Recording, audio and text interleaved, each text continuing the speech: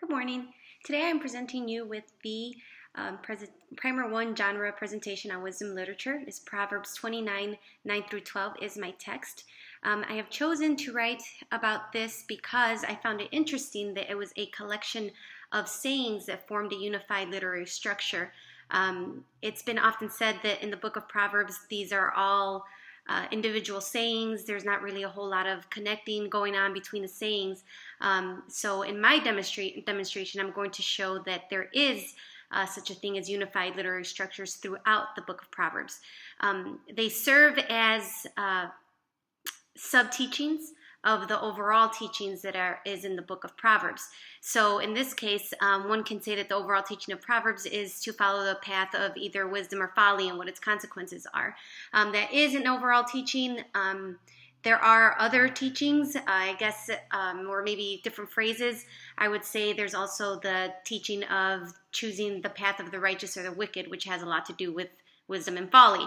So the context that my passage is in talks more about righteous and wickedness, and so we'll get to that later. But for now, I want to say that my interpretive approach, it involves creating a list of observations first on the text. This is highly influenced by Duvall and Hayes as well as Ryken, so I have a combination of the things they asked to look for, such as Duvall and Hayes have the repetition of words, contrast, comparisons, lists, cause and effects, figures of speech, conjunctions, pronouns, verbs, questions and answers, dialogue, and means.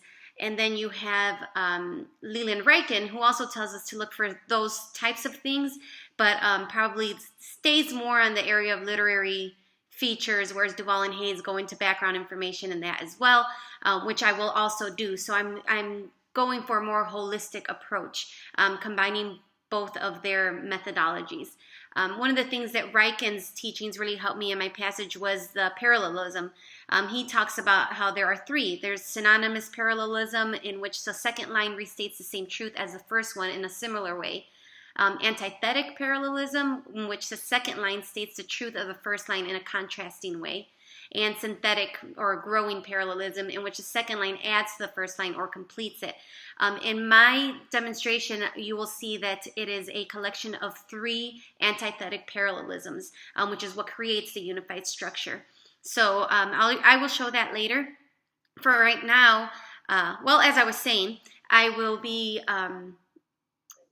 listing observations that I have on the text first, and then from there I will I've gathered and will present to you information on the literary context and then the setting, and then from there I will move on to show how it forms a unified literary structure, and then from there to life application.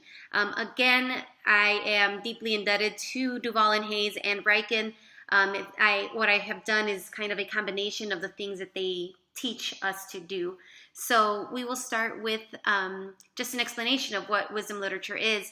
And as we know, it's experiential knowledge from sages, or one can say it was written by Job, or it was written by Solomon, or it was written by David, whatever it may be. But at the end of the day, it was written by wise men. So people who observed life and thought about it, they watched the way things unfolded. They wanted to understand life and the rhythms of life and its complexities. And so they watched life, observed life, perhaps even experienced some of it firsthand, and then they wrote down what it was that they were experiencing because they wanted to pass it on to future generations, so people could know how to worship God, gain knowledge, gain wisdom, and live a good life. So the root of the knowledge is God. Obviously, wisdom literature is in the Bible, so the root of this knowledge is God. So they sought to acquire this knowledge, pass it down to those who desired to learn it, and then apply it to their lives so that they could live according to God's will. There are a lot of wisdom teachings that are found throughout the Bible. There's different court stories, different lessons. We see Joseph display it when he's trying to figure out how to test his brothers. A lot of people would say that was him being wise. So we see a lot of it throughout the Bible, but in the Bible, the specific books of wisdom literature are, as you already know, Proverbs, Job, Ecclesiastes, and Song of Songs. There's also some wisdom psalms, but I didn't put those in my project. As I said before, these books consist of didactic material that for the reader are to produce thoughtful reflection about life, provide instructions on godly living, and illuminate the consequences of righteous and wicked living by way of parallelism, figurative imagery, and figures of speech. So the primary literary features of wisdom literature are those: parallelism, figurative imagery, and figures of speech. It's very similar to what you will find in poetry.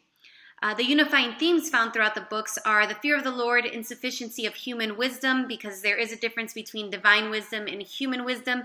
Human wisdom will reach its limitation. We see that on full display every day, where divine wisdom is something that is given by God, and it's a little bit deeper, more insightful, and it's preventative for a lot of issues in life.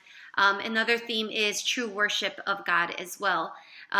In that way, the books they're unified in the way that they go and define wisdom through these themes theoretically and practically. So you're getting a theoretic definition of wisdom, but you're also seeing how it's acted out, so how it's practiced, how wisdom looks in action. The book of Job is both prose and poetic. It tells of the success and misfortune of the pious Job. There's poetic dialogue, which is one of the major features. There's narrative. But the purpose of the book is to demonstrate how knowledge of God's sovereignty brings comfort to human suffering. The purpose is to instill wisdom in God's people by way of Job reaching out, trying to figure out what is going on, and his friends coming over and giving these reasons that aren't even biblically correct on why he's going through what he's going through. And so it's almost like you get to be a bystander watching their thought process, and in that way helps you in your thought process when you're going through crisis. Similarly, the book of Proverbs also serves to instill wisdom and emphasizes the importance of living life in accordance with God's revealed wisdom, knowledge, and guidance. In this way, its audience is hopefully choosing righteousness over wickedness in every aspect of life. When we're reading the book of Proverbs, it's clear that what is on display is God's character, his will, and his design for life. There is also the book of Ecclesiastes, which, like Proverbs, it teaches the fear of the Lord, that is essential to understanding the true meaning of life.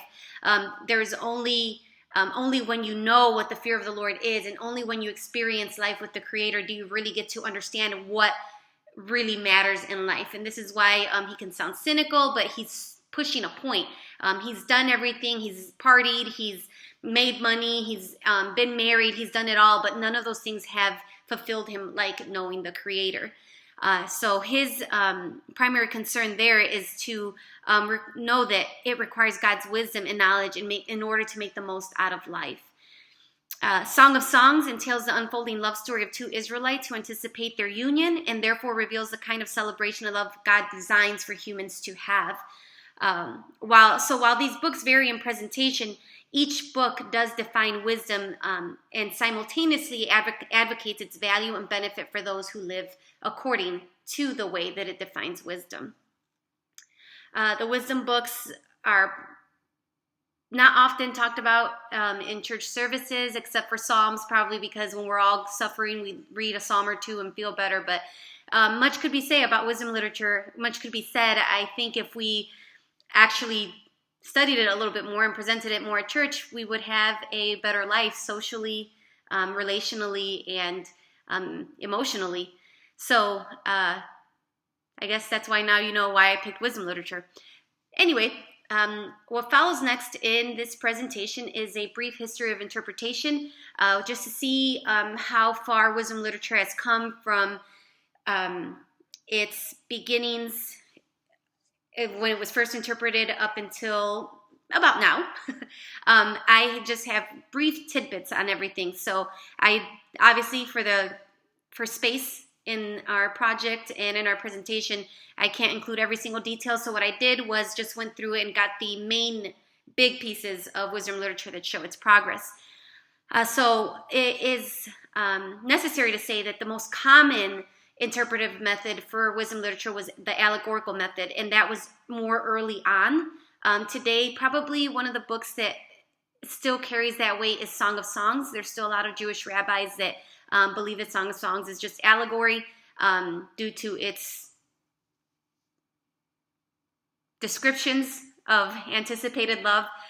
So anyway, the use of the historical and critical method and grammatical historical method eventually came about probably 19th century, 18th century, and that was when a deeper understanding for the book's divine message started to unfold and become more able to grasp, I guess I would say. So we'll start with the book of Ecclesiastes. Early in Ecclesiastes' history of interpretation and appreciating for its aesthetics, many interpreters understood its teaching to involve a persuasion to despise the world and its attractions. So they believed that it was taught, it was almost literal. If he's saying nothing in the world matters and nothing's good enough, then just don't enjoy it because, well, nothing's good enough. It took them a while, obviously, to understand that the author was trying to make a point. Eventually, Luther, perceiving it as a teaching on social life, began to use it in the empirical sciences such as philosophy. Then in the 19th and 20th centuries, the historical critical method became its primary approach, as it proved to resolve many of the exegetical tensions in the book and revise its compositional history. Shortly thereafter, Brevard Childs was the first one to begin to use a literary approach with Ecclesiastes. While that is a popular approach today still, it has been also existential theologians that have also used postmodern approaches such as deconstruction to interpret Ecclesiastes and assert their belief that absolute truth does not exist. And if you are familiar with the book of Ecclesiastes, you can see how or why they would believe so. Moving on to the book of Job, it is known today for him being pious and perseverant. But early in rabbinic and medieval history of interpretation, the interpreters believed that he was a blasphemer because in the Septuagint, it was different from the translation of the original Hebrew text. So some people were able to move past it because they realized that there was vowels and things that were missing, and they were able to see that it influenced the translation, and therefore they continue to teach the book as an example of someone who was faithful even through crisis. Others perhaps stayed back there or took them a little bit longer to carry on, who knows, but that was one of the early approaches. A solid consensus for who he was does not exist among rabbinic interpreters to this day, but interpreters of the patristic area use prevenient grace as a hermeneutical key and concluded that Job was an Idumean saint and a precursor to Christ. Reformers such as Luther used Job's admittance to sinfulness as a hermeneutical key and to interpret the book as teaching on God's grace, while Calvin interpreted it as a teaching on the sovereignty of God. So depending on which hermeneutical key you used, that kind of led to what you thought the book was about. Clearly, Luther and Calvin were both on the right track, because you can find both of those teachings in the book of Job, right? Because God is, Job's going through all of this, and people are telling him to curse God or telling him that he must have done something wrong, and clearly his situation, God makes it clear it's not because of any sin, but God also makes it clear that he is sovereign and that he is aware of what is going on through the whole thing.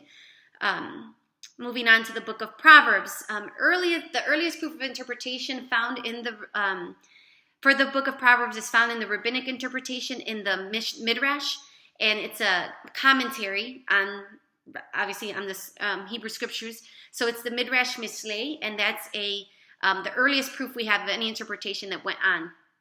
Eventually, there's proof with the patristic and medieval interpreters, such as Origen, Arius, and Athanasius. And they used the allegorical approach and concluded, for example, one of the things that they concluded was that the Proverbs 31 woman represented the church, and that other aspects of Proverbs personified that Christ was true wisdom. In the modern era, interpreters began to question the roots of Israelite wisdom as ancient Egyptian and Mesopotamian texts were discovered and had many parallels with the features of Proverbs. That created a big step forward in the interpretation of Proverbs, because it allowed interpreters to use these texts to better understand the context of Proverbs, and in that way understand why there were certain teachings and sayings and things in that way that the author talks about. Song of Songs now is the one that I said that still carries some weight of being allegorical. it was first understood as an allegorical love story between God and Israel. Maimonides added that it was also about a story based on humanity's desire for God. In early Christian interpretation, it was Origen who carried along with the allegorical perspective, but took more consideration of its literary features and concluded that it was a marriage song composed by Solomon. He did also believe that in its allegorical sense, or its deeper meaning, was the love story of Christ and his church. So the Jewish people looked at it more like the story between God and Israel. The Christian interpreters looked at it more like the story between Christ and his church. Jerome and Gregory the Great agreed, although Theodore understood it as a secular love story. And it wasn't until during the Reformation period that Luther rejected the allegorical meaning and sought a historical approach, and concluded that it was the love story of Solomon and Pharaoh's daughter. If there was any allegorical meaning, Luther said it was to do with God and Israel. So he went back to the Jewish interpretations.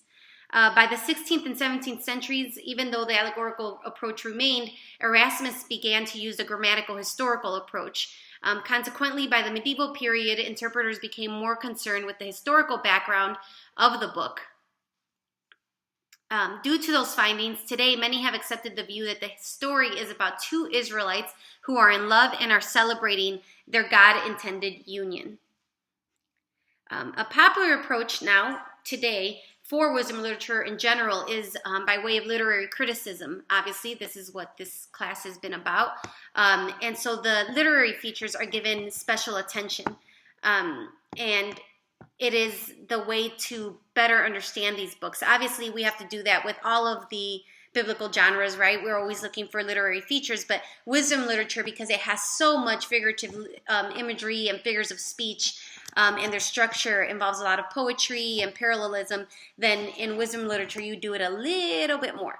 So, in this case, there has also been the development of new literary criticism, which involves deconstruction, reader response methods, and while they can have some benefits, there is the belief that those new literary criticism methods probably add to the fact that we live in a day and an age where there is a rejection of absolute truth.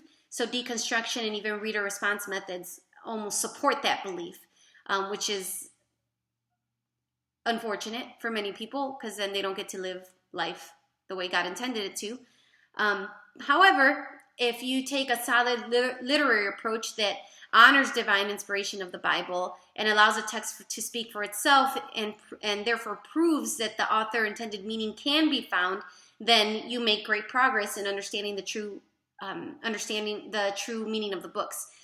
Literary methods that do so, obviously, as we all know, there's Duval and Hayes, Grasping God's Word. They teach a solid method, and then Leland Ryken, who also teaches a solid method. Both can be found in Grasping God's Word by Duval and Hayes, and Leland Ryken's Fear God and Shun Evil. And so, as I said before, my presentation very much so is influenced by both of their methods. They just do a great job. I sought to combine a little bit of both in my research. So I will move on now to the interpretation of Proverbs 12, 9 through 12. Give me 1 second, because I want to read the text to you, which I should have had that prepared, but give me 1 second.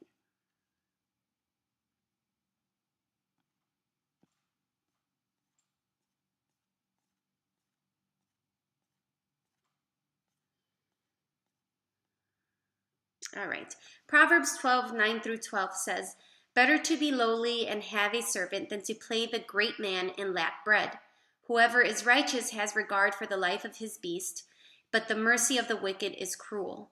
Whoever works his land will have plenty of bread, but he who follows worthless pursuits lacks sense.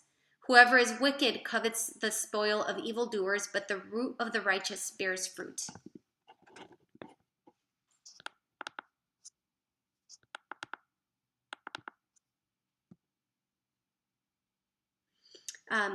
So my list of observations begins with repetitive words. If you have the text in front of you, you can follow along in this list. But obviously there are repetitive words throughout the four texts. So some of them are wicked, righteous, have, lack. Significant words are lowly, great, righteous, wicked, cruel, bread, root, sense, spoil, fruit. And there's a lot of imagery behind these words. So for example, the word bread.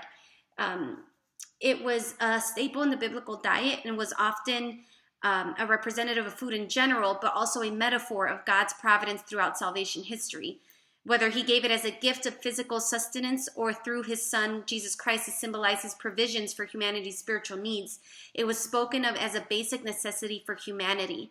It was not basic in the sense that it had little value. Instead, it was so basic that it was of extreme value. The word root also has imagery background. It was the underground part of a plant that anchors and nourishes the plant. Obviously, that's the literal definition, right? But in the Bible, the imagery of it was of a well-rooted plant that symbolized stability and growth. It was portrayed as a source of someone or something, a life source. So a withered or uprooted plant often symbolized judgment and destruction, also in the Bible. And finally, the word fruit also bears imagery. It was often used as a metaphoric expression used to speak of the consequences of one's actions. The righteous are often described as bearing good fruit or an abundance of fruit. The righteous then are rewarded with positive outcomes in life. There are also compare and contrast, moving on in the list. Each verse is a one-sentence, two-line parallelism that compares and contrasts the way of the righteous from the way of the wicked. This is known as antithetical parallelism. The better to be statement in verse 9 communicates which path is best. The texts that follow then are descriptions of what prideful people do as well as what humble people do, or what wicked people do and what righteous people do.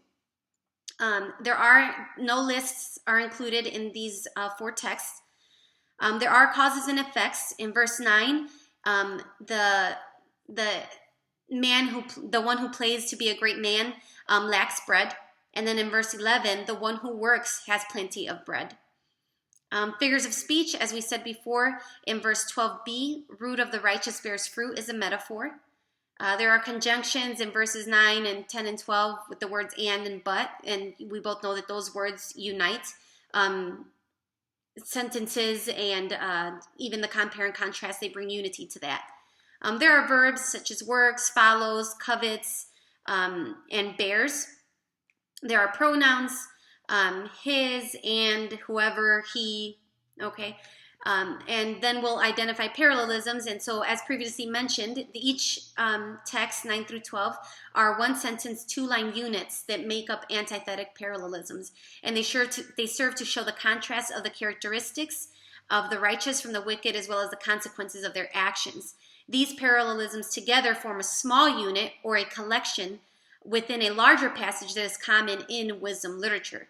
It is a technique that serves to highlight a supporting claim of the overall teaching of the larger unit. There are no analogies and there are no personifications. All right, so that is my list of observations, and you can keep those in mind. Now the literary context comes next for me. That's the next step in my interpretation of this passage. So first I wrote out the text, and then I made all these observations and then organized them. And now I gathered information on the literary context.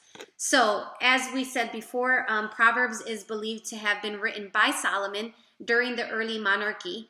And this belief is there because credit is given to him in Proverbs 1:1 and 10:1. Also, the parallels of the books with Egyptian literature of that time and the vocabulary of the book solidify that it was written during the early monarchy. The book is written to the simple, the youth, the wise, and the one who understands. And this is found in chapter 1, verses 4 through 5. So in other words, it was written to all of the people of Israel. The book in its entirety emphasizes home life on the farm, and on the farm and in the village, as well as in the royal courts. The teachings then seem to have been intended to teach all of God's people, whether they were working on the farm, in the home, in the villages, or in the rural courts, what the benefits of wisdom and godly living were. The literary context then of Proverbs 12, 9 through 12 entails a look of, we're looking at the surrounding context, and that involves chapters 1 through 9 are poems that describe the two paths of wisdom and folly. And then the second part is chapters 10, 1 through 22, 16, and those consist of the Proverbs of Solomon, which are individual proverbs that illustrate the behaviors of the righteous and the wicked and their consequences. The immediate context of the text contain three proverbs that find their unity through the words righteous, wicked, wicked, upright, and wicked, righteous. And those are found in the verses 5, 6, and 7. The purpose is to further illustrate the characteristics of the righteous and the destruction of the wicked in continuity with the overall teaching of the Proverbs of Solomon, righteousness and wickedness. Furthermore, it must be noted that due to the large number of proverbs that broadcast royal ideology, the social setting of Proverbs 10 through 29 have been labeled the royal proverbs. The Proverbs of Solomon, so chapters 10 through 22, can be divided into two sections. The first section consists of antithetical parallelisms that place more emphasis on contrast between the righteous and the wicked, which is where we find our text. And then the second section details royalty and kingship. The setting now, we'll move on to the setting. Clearly is presented, it starts off and says throughout the book that it is a father speaking to his son. And so he's passing on information about how to live life in the home, on the farm, in the village, or in a royal setting. So it's preparatory for this person's future. It was common in that day for the eldest of the household, usually the parents, to educate their children. So we're in a setting where this is common. You are educated in your home by your parents, not by academic teachers. A Jewish household consisted of several family members, and it spanned linearly over many generations. So there was aunts, uncles, cousins, unmarried relatives among your immediate family, brothers, sisters, and parents. There could also be foreigners that you took in, even the servants and or slaves, however you want to word it, that all lived in a home. So a lot of people tended to live in these homes. But it was always the teachings of the mother and the father of the household that were the authoritative teaching or lesson. The oldest male was in charge of teaching family traditions and household responsibilities, and then the oldest sons taught livelihood skills such as farming. The oldest female was in charge of teaching the younger children and also the younger women about household duties that were associated with their social roles at that time. So it is clear that an aspect of the setting involved education in the home among family, and therefore entailed godly teachings that were common household, familial, relational, and labor responsibilities of that day. Additionally, due to the rise of the monarchy, we also find our setting in broadcasting royal ideologies. So there were officials and scribes that were needed to organize and carry out governmental functions of the royal authorities, which meant that training their sons or their daughters, if the daughters could, for these kinds of roles was crucial to these parents' teachings, and along with everything that we have already mentioned. So wisdom teachings would be crucial to their needs of serving in the royal courts, so they would have been taught also by the oldest parents in the household. The teachings were then perceived as preparative and valuable and necessary for work in the royal courts. In essence, the setting involves a father teaching his son the importance of pursuing wisdom in his behaviors, relationships, livelihood, and with his material possessions. So what did the text mean to the original audience if they're sitting listening to this? If it's the son that's listening to his father, or other rabbis reading it out loud to the community of people. After making the observations of the text and considering the setting and the literary context, it appears that it was a sub-teaching for the original audience that said that pride is a part of the journey along with the wicked, while humility is a part of the journey of the righteous. The four texts of antithetical parallelisms not only compare and contrast the two paths, but they build upon one another to illuminate this sub-teaching. Compared to the lowly or humble, the prideful are too proud to appear as if they are in need of anything or anyone, even a servant. They do not know what true mercy is, as in 10b, and they pursue senseless goals, as in 11b, and they desire to have what other evildoers have wrongfully made their own. So not only are they trying to steal in general, they're trying to steal what somebody else has already stolen. And that is in verse 12a.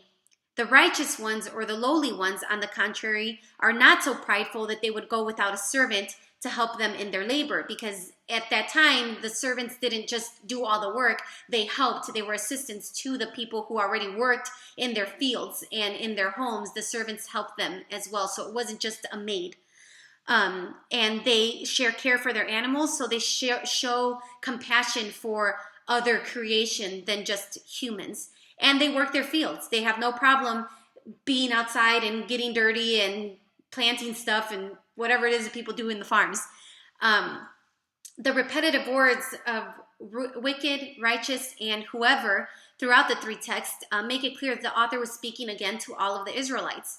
The words of have and lack declare that these people would either have or be in need of, what they would have or be in need of, depending on which path they chose. The term bread served to communicate that the one who was not so prideful as to have a servant and someone to work with him in the fields would have his basic needs met. On the other hand, the one who was prideful and pretended that he did not have any needs or needed any help and was a great man, he would end up needing bread, so his basic needs would not be met. And that would be a consequence of his pride. So then we go into the effects that I briefly mentioned. The effects of these behaviors in these four texts declare that the righteous would have such a strong foundation that they would experience good outcomes in their life. The righteous choices would result in positive experiences. Working alongside a servant in the fields and caring for animals and such things as those would birth good, like plenty of bread. The wicked, whose inner being is filled with pride and would therefore pursue worthless pursuits, would not know what mercy was, would spend his life wanting what other evildoers have cruelly stolen, and would therefore lack bread. It is clear then that the author wanted his audience to understand that pride lurked in the path of the wicked, and that humility manifested itself in the path of the righteous. With the opening statement of better to be lowly or better to be a nobody than to play the great man or pretend to be a somebody in verse 9, it is obvious that the author wanted his audience to understand that the way of humility was better than the way of pride. Thus, by way of comparing and contrasting actions, using repetitive wording, and listing the effects of the behaviors, the author purposefully created a unified literary structure that consisted of four antithetical parallelisms that were to serve as a sub-teaching on humility and pride in the overall teaching of the righteous and the wicked in the book of Proverbs. As for life application, that is my next step. After I've reviewed all that and thought about what could this mean to us today, it is clear that the theological lesson is that pride is displeasing to God while humility honors him. And this is something that comes up throughout the book of Proverbs. It is in chapter 11, verse 2, chapter 13, verse 10, chapter 16, verse 18, chapter 18, verse 12, and chapter 21, verse 4. And it is also stated all throughout the Bible. We know that there was that pride came, that is why Satan was kicked out of heaven, because he was prideful. That Adam and Eve also, that it was pride that caused them to sin. We know that there is, the Bible speaks about God opposing the prideful, God setting them straight, them not reaping much good in life. And so it's clear that this theological principle is constantly told throughout Scripture. Today, Christians can live out this principle by being humble and putting others before themselves. If the author's purpose was to persuade his readers to choose the way of righteousness, it is clear that each person has a choice to make, to live righteously or wickedly in whatever life setting they find themselves in. Committed Christians have clearly chosen the path of righteousness, but to stay on it, they must not think of themselves as too important to ask for help, care for animals, or work hard in their livelihood. While the author used these examples to illustrate what the two paths involve, it is clear that both of them entail so many more thought processes and behaviors, because those aren't the only 3 ways or 4 ways that we show if we're prideful or if we're humble. There are so many ways in life to show your humility or to expose your pride. So Christians can only successfully live out the theological principle by avoiding arrogant thoughts and behaviors in all situations, and by always looking for ways to serve and respect others, even if they don't deserve it. If they are aware that wicked actions are rooted in their pride, then they will be able to notice when pride is trying to come out and motivating them to do things that are ungodly. And it is then and only then that they will be able to maintain a spirit of humility. So we will always be at war with these 2 things, but we have a choice to make. And that is the whole thing about Proverbs. It lays out wisdom and folly, righteousness and wickedness, the adultery and not adultery, and all of that stuff. It's telling you choose a path. And so in this case, the author was persuading his audience to choose the path of righteousness, or the path of humility. So to close, by way of a literary approach, it is clear that literary structures do exist within the proverbial sayings of Proverbs. Proverbs 12:9 through 12 is a collection of sayings made up of antithetic parallelisms that serve to compare and contrast the behaviors and consequences of the righteous and the wicked. While the collection exists within the section with the overall teaching about the 2 paths of righteousness and wickedness, the collection of sayings exposes their details. It illuminates that pride lacks on the path of the wicked, while humility manifests itself in the path of the righteous. So while the broader teaching of the 2 paths exists throughout the book, it is clear that the author creatively exposed details of the teachings by way of 3 antithetic parallelisms, found in a unified literary structure through the compare and contrast, repetitive wording, and effects of the behaviors between one another. That is all for today. I hope you are convinced. Thank you, and have a great rest of the week.